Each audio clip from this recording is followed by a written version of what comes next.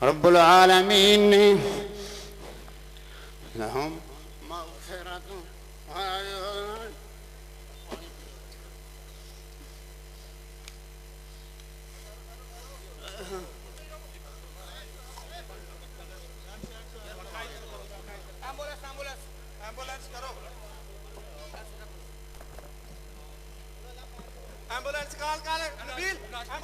अस्सलाम वालेकुम।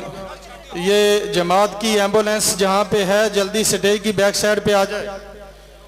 शेख कारी अब्दुल मतीन असगर साहब की अचानक तबीयत खराब हो गई है। ये जो पिंडाल में अहबाब हैं अपनी अपनी जगह तशरीफ रखें।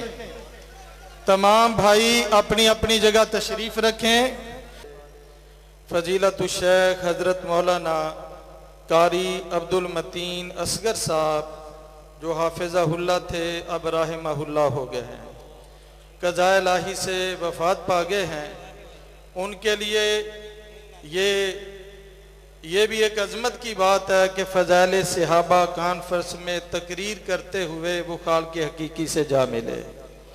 आप उनके लिए दुआ करें और बड़े ही इन्हिमाक से उलमाए किराम के खिताबात सुने।